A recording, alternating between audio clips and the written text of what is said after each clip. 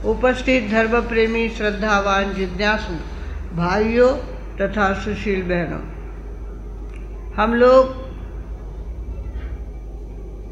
खास करने जैन लोग ये नहीं मानते कि ऊपर भगवान बैठा है वो सारी दुनिया चला रहा है। ये हमारी मान्यता नहीं है। भगवान महावीर ने 12-12.5 साल तक तपस्या करके मक्खन निकाला है जिंदगी के तत्व ज्ञान का, और उन्होंने बताया है ये काल चक्र लगातार घूमता है। काल चक्र लगातार घूमता है। कैसे घूमता है? घड़ी के कांटे जैसा। घड़ी का कांटा 12 तक जाता है, 12 से नीचे 6 तक आता है, 6 से वापस ऊपर जाता है। इस तरह से काल चक्र लगातार अनादि अनंत काल से घूम रहा है। उसके अंदर 6 से 12 तक कांटा का जाना यानी उत्सर्ग पिंडकाल, और 12 से 6 तक कांटे का आना ये अवसर पिंडकाल। काल के 2 भाग, एक उत्सर्ग पिंडकाल और एक अवसर पिंडकाल। तो उत्सर्ग पिंडकाल के अंदर क्या होता है कि शुरुआत में हम लोग ऊपर चढ़ते जाते हैं उत्सर्ग पिंडकाल में, और अवसर पिंडकाल में नीचे उतरते जाते हैं। 12 से 6 तक उतरना यानी अवसर पिंडकाल, और 6 से 12 तक चढ़ना ये उत्सर्ग पिंडकाल। इस तरह से हम लोग काल मानते हैं भगवानों।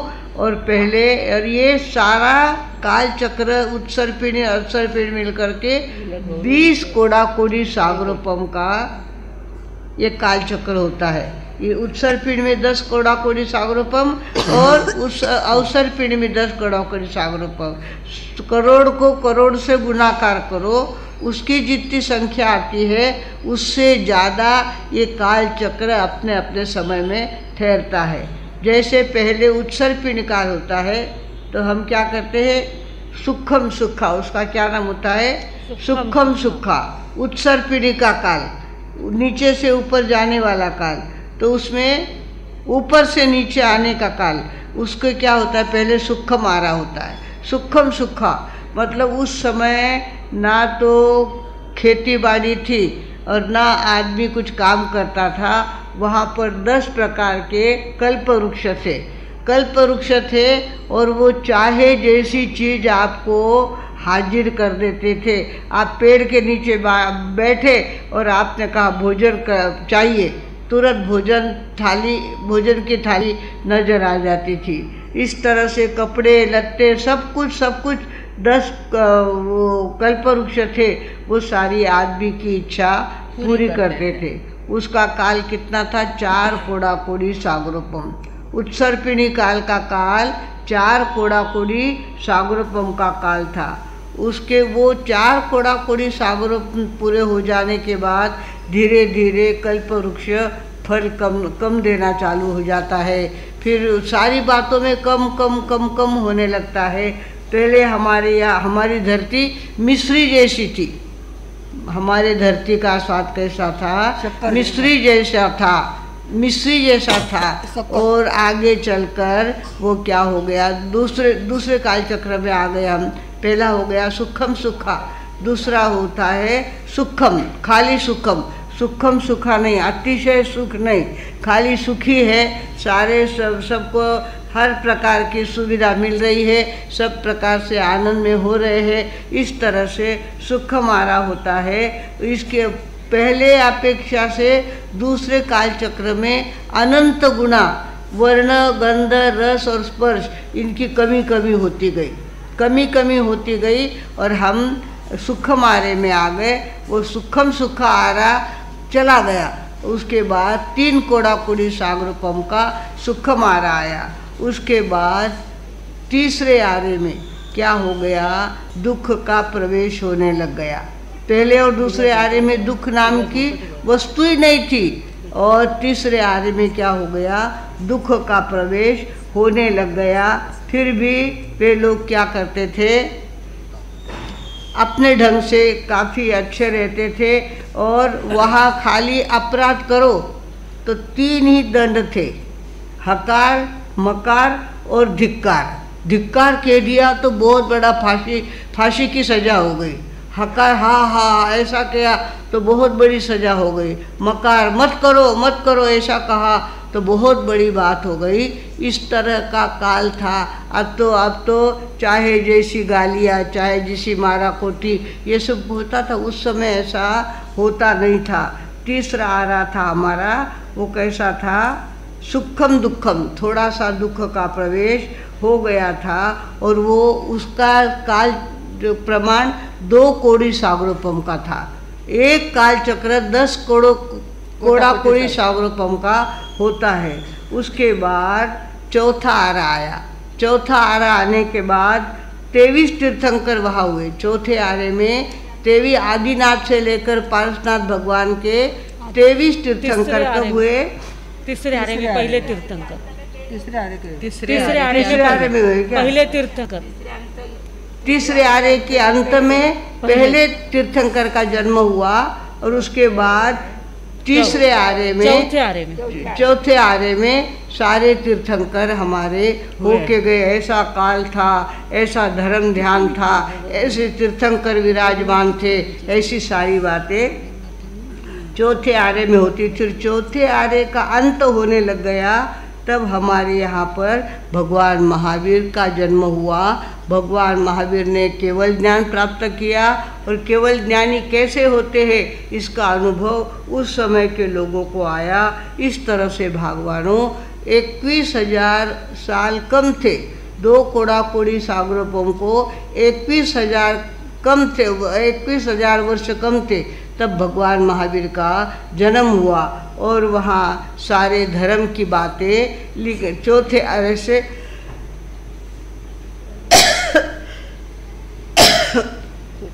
चौथे आरे से धर्म के नियम चालू हो गए। पहले लोग पाप ही नहीं करते थे, धर्म का सवाल ही नहीं पैदा होता था।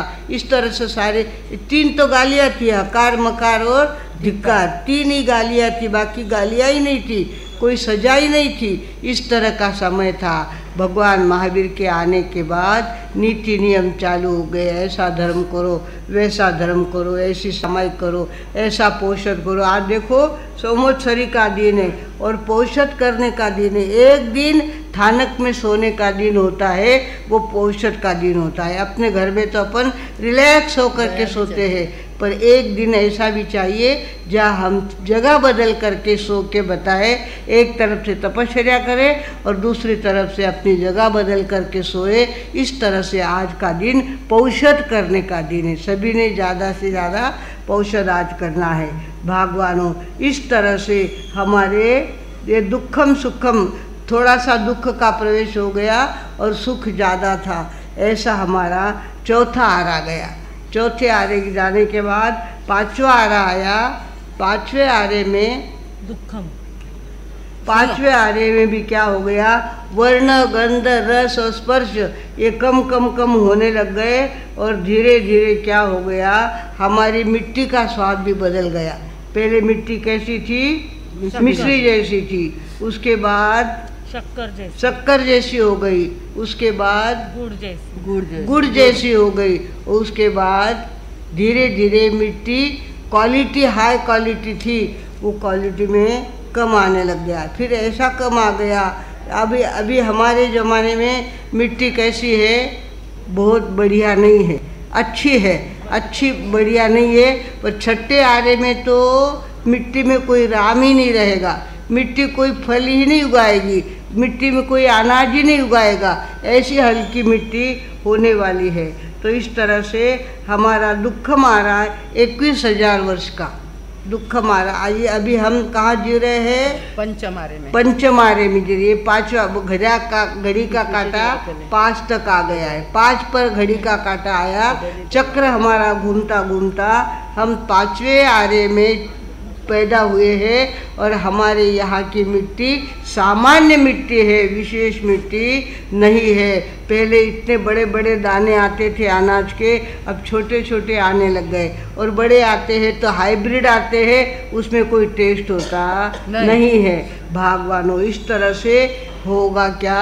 इस 21,000 साल का ये 5वां आरा अपना कितना है, 21,000 वर्ष का है, जिसमें भगवान के 2,500 वर्ष पूरे हुए हमारे, और बाकी का समय अब तक बाकी। हम देखते हैं ह्रास ही ह्रास होता जा रहा है, उतरते उतरते जा रहे हैं हमारे। पहले तो सहान पे इतना सा जायफल घस के चटा दिया तो तबीयत ठीक हो जाती थी।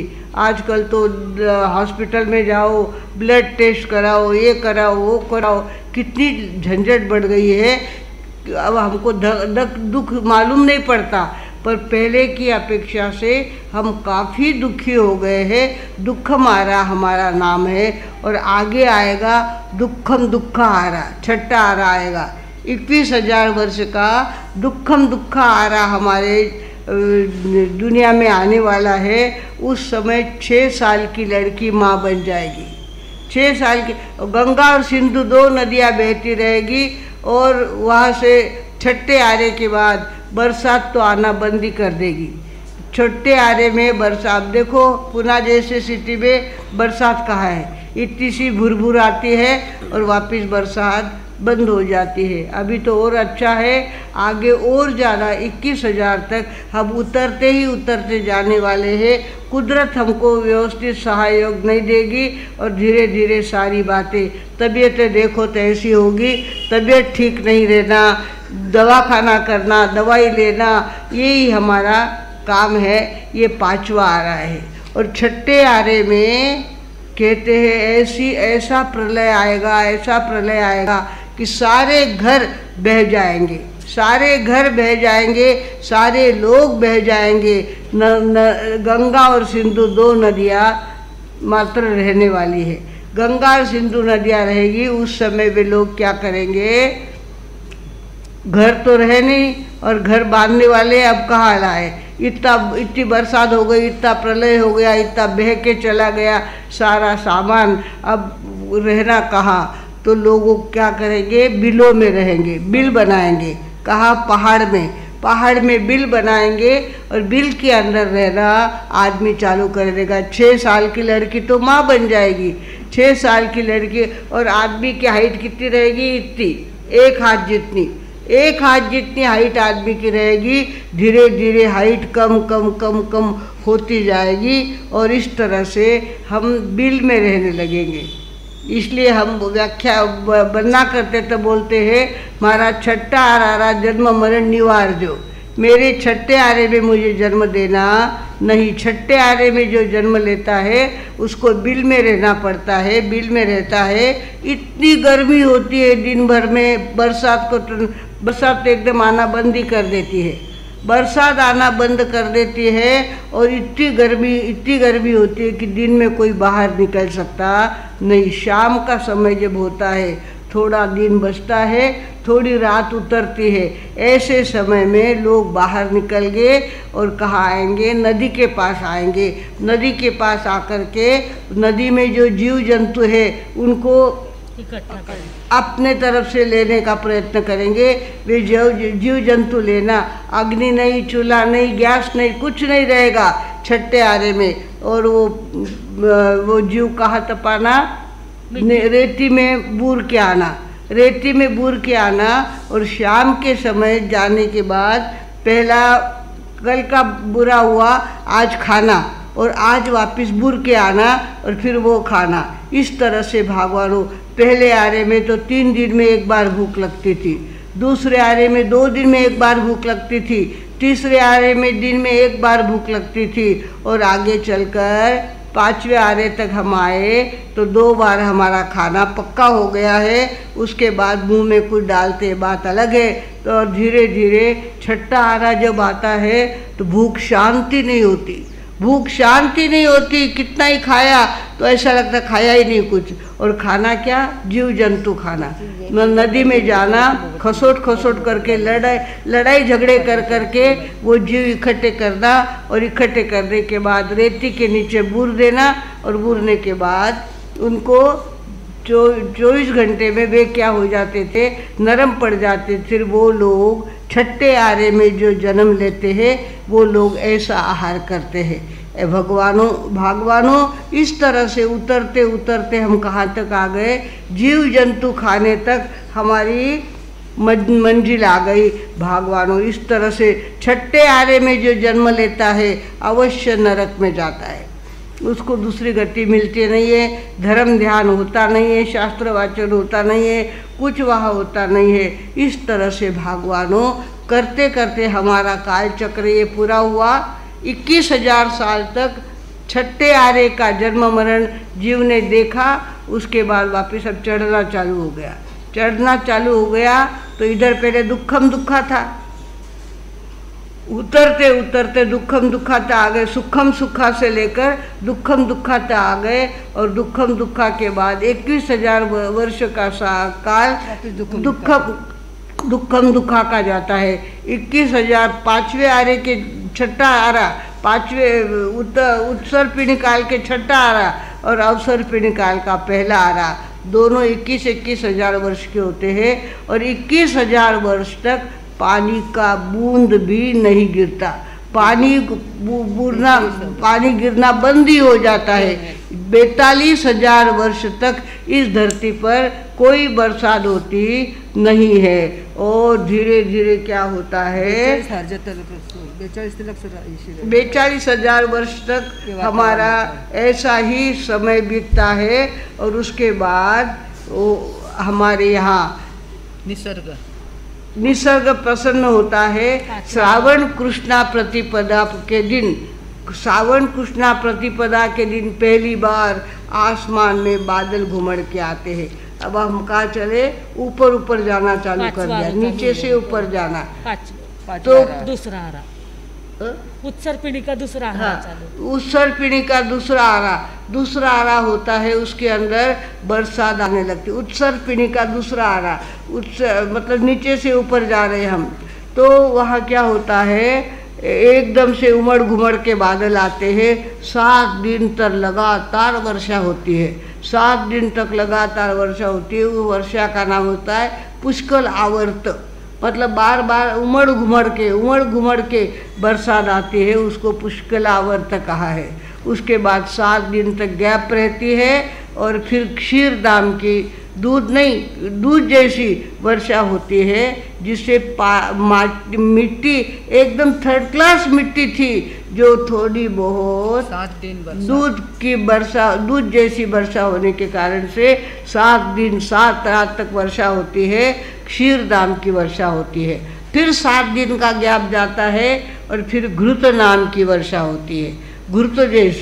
घृत जैसा चिकनापन मिट्टी में आने लगता है और उसको घृत नाम की वर्षा कहते हैं। और चौथी वर्षा होती है अमृत वर्षा। अमृत जैसी इतनी सुंदर वर्षा होती है और धीरे धीरे धरती के अंदर अंकुर दिखने लगते हैं। पहली बार लोगों ने अंकुर देखा कब, उत्सर पिंडी काल के दूसरे आरे में पहली बार हमने अंकुर देखा। ओहो, ऐसी हरियाली मिट्टी में से निकलती है, ओहो बहुत बड़ी बात। इस तरह से 4 वर्षा हुई और 3 गैप हुई, तो कितने सप्ताह हो गए, एक सप्ताह तक एक वर्षा होती रही। ऐसी 4 वर्षा हुई और एक सप्ताह तक गैप रहा, वो 3 गैप रहे, तो 7 ही 49 हो गए। 49 होने के बाद तब तक तो हमारे यहाँ लड़ाई झगड़ा तेरी मेरी इतनी ज़्यादा चलती थी कि पूछो मत। और जब हरियाली लोगों ने देखी पहली बार, तो एकदम वहाँ के जो बड़े लोग थे उन्होंने सबको बुलाया, संकल्प किया, देखो हम पर कुदरत मेहरबान हुई है। हमारे दादा परदादा सारे बिना कुदरत की मेहरबानी के ही जन्मे और मर के चले गए, हमको ये हरियाली देखने को मिली है। आज भूख सहन करेगा, भूख सहन करने का भी एक समय होता है। आज भूख सहन करना है और लड़ाई झगड़ा बंद करना है। जिसके साथ लड़ाई झगड़ा किया है उससे माफ़ी मांग लेना है, उससे मित्रता करना है, उससे दुश्मनी हमेशा के लिए टाल देना है। इस तरह से आज का दिन, संवत्सरी का दिन, ये कैसा है, हरियाली कुदरत के दर्शन होने का दिन है। और कुदरत का दर्शन, हरियाली का दर्शन हुआ, लोग प्रसन्न हुए और ये प्रसन्नता हमारी कायम रहे, इसके लिए आज के दिन उपवास किया हमारे बड़ों ने। आज के दिन हर प्रकार से तपस्या की, किसी से लड़ाई झगड़ा नहीं किया, जिससे लड़ाई झगड़ा किया था उनसे भी क्या कर ली, माफ़ी मांग ली। इस तरह से आज का दिन हमारा संवत्सरी का दिन है। काल चक्र में घूमते घूमते हम कहाँ पहुँच गए, 5वें आरे में पहुँच गए, मतलब उत्सर पिणी का दूसरा आरा। उत्सर पिणी का दूसरे आरे में हम पहुँच गए। बेर भुलाने का दिन है, जिससे अबोला होगा उससे बोलने का दिन है। आज के दिन जिसके प्रति मन में विपरीत भावना होगी उसको सरल करके, खुद होकर के क्षमाने को जाना, और भैया मैं तुझे क्षमाता हूँ, तू भी मुझे क्षमा कर दे, पीछे की बातों को हम भूल जाएंगे। तब काल ऐसा था, द्रव्य क्षेत्र काल बहुत अलग था, इस कारण से हम लड़ाई झगड़ा करते थे।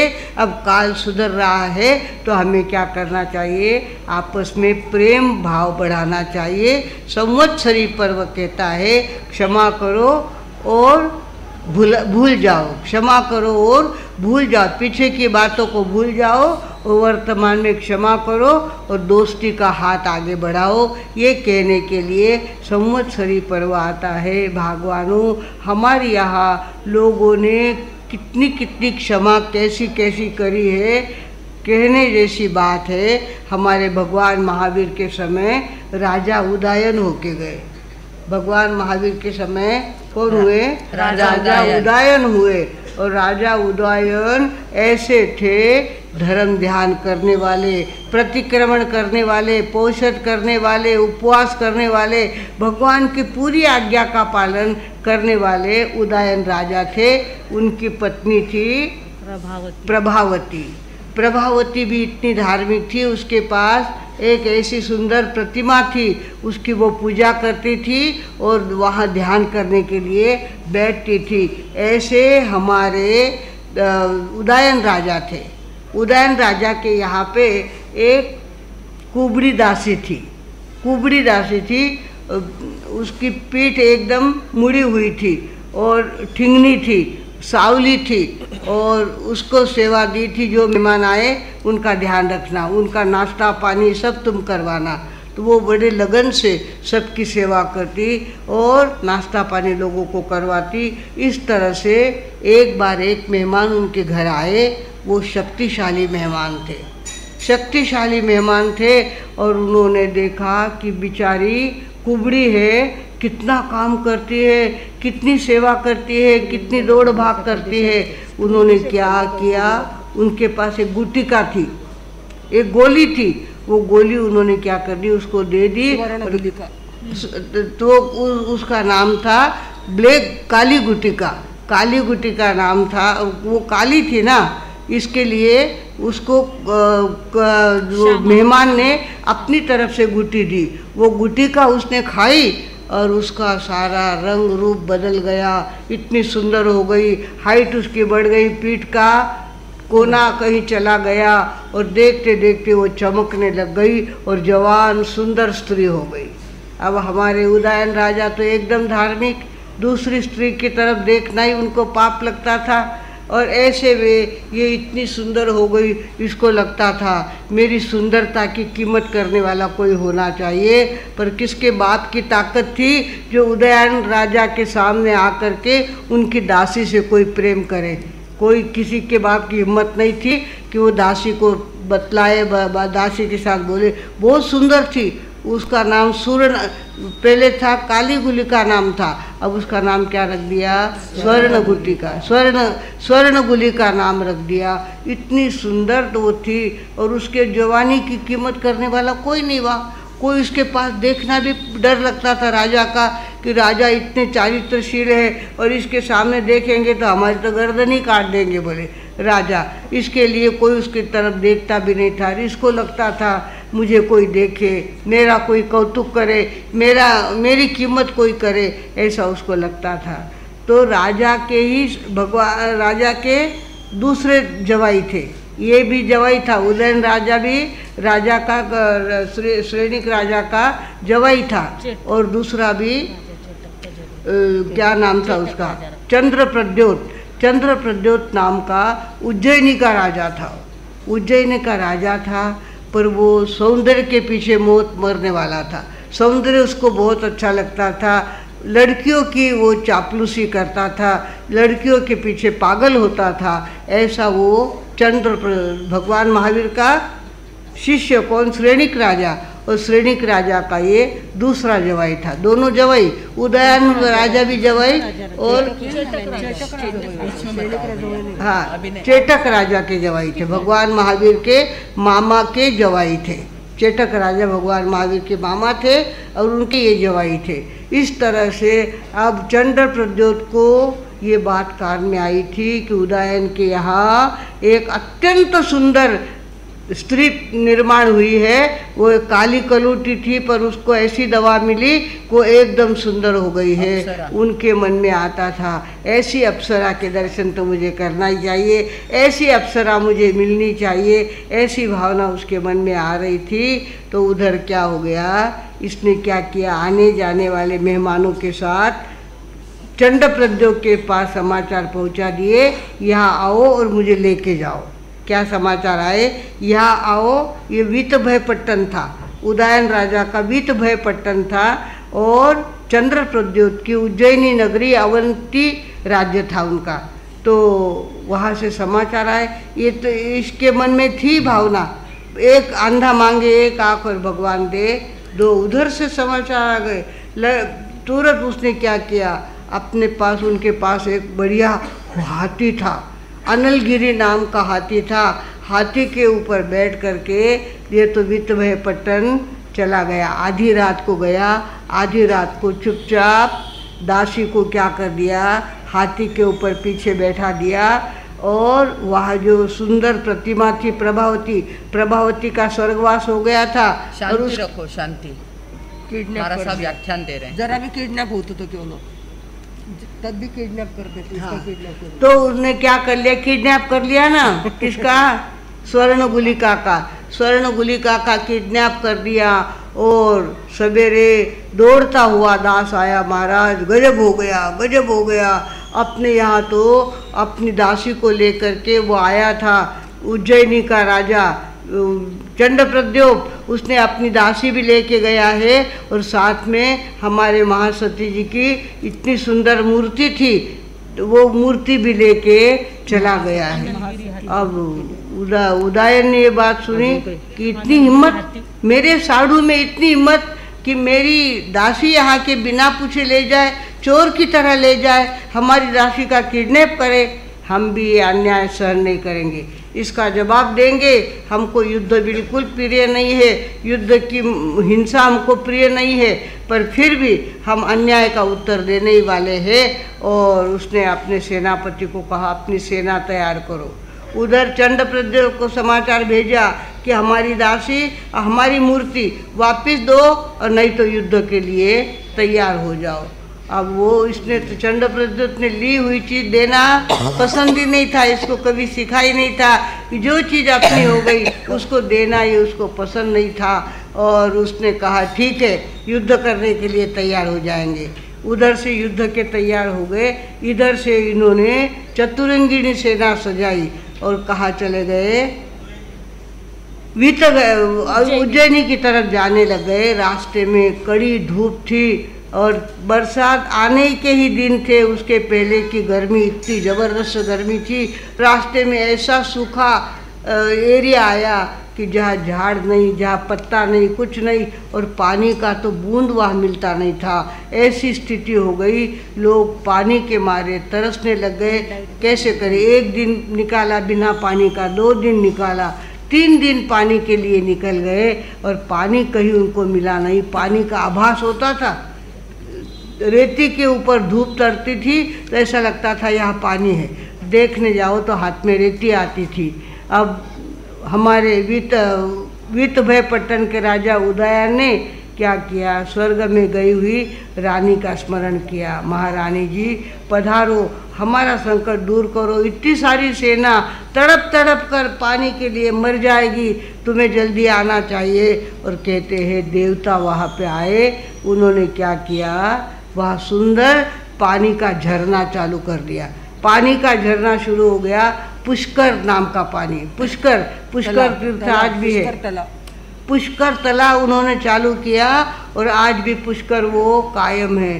पुष्कर में से ऐसा ठंडा और मीठा पानी आने लग गया, सब ने अपनी प्यास बुझाई और वहाँ से आगे निकले तो पहुँचे, कहा उज्जैनी में घेरा डाल दिया उन्होंने।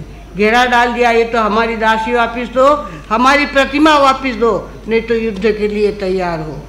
चंड प्रद्योत से समाचार दिए युद्ध के लिए हम तैयार है। तो दोनों ने सोचा हम भगवान महावीर के भगत हैं, इतने लोगों को, निष्पाप लोगों को मारना हमारा काम नहीं है। हम क्या करेंगे, द्वंद्व युद्ध करेंगे, आपस में युद्ध करेंगे। आप भी अपना रथ लेके आ जाओ, हम भी अपना रथ लेके आ जाते हैं और युद्ध कैसे करेंगे, रथ में बैठ करके युद्ध करेंगे और लोगों को बीच में नहीं लेंगे। इस तरह से चारों तरफ सेना ही सेना, इधर से इनकी सेना, उधर से उनकी सेना, इतनी लोगों की भीड़ वहाँ पे। और ऐसे में हमारे राजा उदयन रथ पे बैठ करके आ गए लड़ने के लिए। इधर बेचारा चंड प्रद्योत, एक तो पहले ही कमज़ोर था मन का, इतना उसके मन में स्त्री की आसक्ति थी, उस कारण से उसके पास कॉन्फिडेंस भी कम था। और उसने देखा कि मैं भी अगर रथ पे जाऊंगा तो मैं हार जाऊंगा। उन्होंने क्या किया, अपना अललगिरी हाथी लाया और कहा कि कायर, अपना तय हुआ था ना कि रथ में बैठ कर के युद्ध करना है, आपने हाथी क्यों लाया? अब हाथी लाए हैं तो ठीक है, हम तुम्हारे साथ हाथी पे भी युद्ध करने के लिए तैयार है। इस तरह से उन्होंने कहा और दोनों के बीच में युद्ध चालू हो गया। पहले मल्ल युद्ध हुआ, मल्ल युद्ध में कोई किसी से हारा नहीं, कोई किसी से जीता नहीं। और फिर उन्होंने बाण चलाना चालू कर दिया और बाणों के साथ युद्ध होने लग गया। बाणों के साथ युद्ध होते होते उदयन राजा ने क्या किया, हाथी के पैरों पर बाण मारना चालू कर दिया। चारों पैरों पे ऐसे बाण उन्होंने बींध डाले कि देखते देखते हाथी खड़ा ही रह नहीं सका, वहीं पे वही वो लुढ़क गया और लुढ़ करके उसकी मौत वहाँ पे हो गई। और बेचारा चंड प्रद्योत भागना चाहता था पर भागे कहाँ से, हाथी नीचे गिर गया और वे वहाँ अकेले हो गए। तब तक तो उदयन राजा की सेना ने उनको पकड़ लिया और पकड़ करके कहा कि अब तुम्हें हमारे साथ चलना पड़ेगा, अब हम तुमको यहाँ नहीं छोड़ेंगे, बंदी बनाएंगे। ऐसा पिंजरा लाए थे साथ में, उनको पता था अपने विजय होने वाली है और अपन उसको हराने वाले हैं। एक पिंजरा लाए थे, पिंजरे के अंदर उसको क्या कर दिया, सेवकों ने बंद कर दिया। किसको? चंड प्रद्योत को। जो लड़कियों के पीछे पागल था वो चंड प्रद्योत पिंजरे के अंदर बंद कर दिया, बाहर से ताला लगा दिया और वहाँ से निकले। कहा वित भय पट्टन की तरफ जाने के लिए निकले तो वहाँ रास्ते में चौमासे के दिन आ गए। चौमासे के दिन आ गए तो आज चौमासी पक्की है, प्रतिक्रमण करना होगा। आज चौमासा है, आज संवत्सरी है, आज पर्युषण है। रोज का उदयन राजा को खूब याद रहता था। प्रभावती ने उसको इतना ज़्यादा धर्म में लगाया हुआ था कि धीरे धीरे वो धर्म करने लग गया था। धार्मिक तो था ही वो, और ज़्यादा मर्यादा पालने लग गया। संवत्सरी का दिन आ गया। संवत्सरी का दिन कल संवत्सरी है ऐसा उनको पता चला तो राजा उदयन ने कहा भैया कल तो संवत्सरी है, हमको तो उपवास रहेगा, पर हमारे साधु जी जो पिंजरे में बंद है उनको पूछ लेना, उनको जो कहे वो बना के दे देना। सभी लोगों ने उपवास किए थे और महाराज पूछने को गया आपके लिए क्या रसोई बनाए? बोले क्यों, आपके राजा आहार नहीं करेंगे क्या? बोले नहीं, उनका तो संवत्सरी पर्व है, जो उपवास करने वाले हैं, आपको जो भाए वो मैं बना के दूंगा। उसने देखा इसमें भी कोई चाल दिखती है, शायद मेरे भोजन में कहीं जहर डाल देंगे, मुझे मार डालेंगे, इसकी अपेक्षा नहीं, खाना ही अच्छा है। उसने कहा तुम्हारे राजा को उपवास है तो मुझे भी उपवास है, मैं भी उपवास करूँगा, मुझे भी कुछ भी खाना नहीं है। और इस तरह से संवत्सरी पूरी हुई, प्रतिक्रमण शाम का पूरा हुआ और सवेरे उदयन राजा खमत खवाना का दिन होता है, विरोधी के पहले खमाना चाहिए, इसके लिए वो कहाँ पहुँचे, उदयन राजा के पास पहुँचे और कहा चंडप्रद्योत के पास उदयन पहुँचे और खमत खामना किया उन्होंने। मेरे मन में कोई तुम्हारे प्रति विरोध नहीं था, पर तुमने हमारी दासी चुराई, किडनैप किया, इसके लिए हमको उत्तर देना पड़ा, वरना हम तुमसे बैर नहीं रखते, हमारा तुमसे कोई बैर नहीं है। इस तरह से कहकर वो खमत खामना कर रहे थे। उदयन राजा ने चंडप्रद्युम्न से देखा, अच्छा अवसर है। बोले इसको खमत खामना कहते हैं क्या? बोले अपने दोस्त को तो जे पिंजरे में बंद रखा है और ऊपर से खमत खामना करते हो, ऐसी खमत खामना हमको पसंद नहीं है। अगर सच्चा खमाना है तो मुझे पिंजरे के बाहर निकालो, मुझे पिंजरे के बाहर निकालो और मुझे मुक्त करो। और इस तरह से कहने के बाद आज संवत्सरी हमने मनाई है, कल उपवास किया है, प्रतिक्रमण किया है, निच्छामी दुक्कड़म दिया है, तो हम भी आज सच्ची खमत खामना करेंगे। सेव को कहा उसका ताला खोल दो, उसके बाहर निकालो। और यहाँ उसके लिखा हुआ था दासी पति। क्या लिखा हुआ था? दासी का पति होना यानी बहुत नीची बात हो गई ना, दासी पति यहाँ लिखा हुआ था। तो राजा ने कहा, उदय ने कहा, इसके दासी पति के ऊपर सोने का पट्टा लगा दो, सोने का पट्टा आजू बाजू में लगा दो। सच्ची खमत खामना करी और उनको कहा कि इनको तो उज्जैनी में छोड़ के आ जाओ, अपने को वितभय पट्टन में इनको नहीं ले जाना है। ऐसी खमत खामना, इतना युद्ध किया था, इतनी मेहनत की थी, इतना पानी का प्रॉब्लम आया था, फिर भी उन्होंने अपना धर्म छोड़ा नहीं और समय आने पर विरोधी को क्या कर दिया, खमत खामना कर दिया, उनसे दोस्ती कर ली और सारा बैर भुला दिया। भगवानों, हमारे यहाँ पर ऐसे खमत खामावना के कई प्रसंग आते हैं जहाँ बहादुरी के साथ खमाना पड़ता है, ऐसा वैसा खमाना नहीं होता। हम बोलते नहीं हैं, हमारे बच्चे उनके साथ बात नहीं करते हैं, उनका हमारा कोई व्यवहार नहीं है, और ऐसे घर में जा कर के खमत खामना करना बहुत बड़ी बात होती है। हमारे भगवान का संदेश है, विश्व मैत्री दिन मनाओ। आज का दिन कौन सा है? विश्व मैत्री का दिन है। आज के दिन को हम क्या करेंगे, सभी के साथ मित्रता स्थापन करेंगे, सारा वेर भुला देंगे। इस तरह से लोगों ने वेर भुलाया, खमत खामना करी। इधर दो साधु आपस में गले मिले और कहा कि दासी के कारण हमने बेर लिया था, पर हमारा आपस में कोई बेर नहीं है, हमने तुम्हें माफ़ कर दिया, तुम हमको माफ़ कर दो। इस तरह से माफ़ी मांगी और सच्ची संवत्सरी उन्होंने मनाई। भगवानों, ऐसी संवत्सरियाँ हमारे यहाँ देश में कई प्रकार के लोगों ने मनाई है और अपने विरोधों को नष्ट किया है। हमें भी आज संवत्सरी का दिन मनाना है और आज के दिन अपने विरोधी को क्या करना है, खमाना है। एक आप खुद होकर के खमाने जाओगे तो एक उपवास का फायदा आपको होगा और आपका निश्चित रूप से आगे चलकर प्रोग्रेस होने वाली है। इसके लिए खमाना बहुत ज़रूरी होता है। शुद्ध चित्त तरी शुद्ध चित्त तरी शत्रु मित्र होती जरी, शत्रु मित्र होती धरी। शुद्ध चित्त तरी शत्रु मित्र होती, व्याघ्र ही न खाती सर्पतया। जिसका मन शुद्ध हो जाता है उसको वाघ भी, लायन भी खा सकता नहीं है। तुम्हारे अंतःकरण में शुद्ध भावना है तो सामने वाले के मन में भी काटने की भावना नहीं होती है, अपने आप वो भी शांत हो जाता है। हमारे लोणीकन के अंदर एक 90 साल के वृद्ध आए थे और वो कहते थे मैं जंगल में रहता हूँ, जंगल में ही रहता हूँ, जंगल में ही सोता हूँ और जंगल में ही खाता पीता हूँ। तो एक बार बोले मुझे बहुत पक्की नींद लगी हुई थी और वहाँ एक सर्प वो वाघ आ गया, क्या लायन, सिंह आ गया बोले। तो मुझे बास आई नींद में कि कोई अलग बास आ रही है। तो मैंने आँख खोली, देखा तो पड़ोस में सिंह खड़ा था। सच्ची बनी हुई लोणीकन की बात आपको कह रही हूँ। तो इस तरह से सिंह खड़ा था, उसको लगा सिंह खड़ा है, मुझ पे हमला नहीं किया है, मेरे मन में सबके प्रति प्रेम है, तो कोई मेरे साथ दुश्मनी क्यों लेगा। तो इसका प्रेम तो मेरे पास है, पर इसको कोई प्रॉब्लम है। उसने देखा उसके 4 पैर थे, एक पैर ऐसा अधर रखा हुआ था। अधर रखा हुआ पैर उसने नीचे मुड़ के देखा तो पैर के अंदर इतना बड़ा कांटा गया हुआ था। वो जानवर कांटा कैसे निकाले खुद का, तो इसके लिए वो वहाँ आके खड़ा हो गया और बताता था कि मेरा कांटा निकाल दो।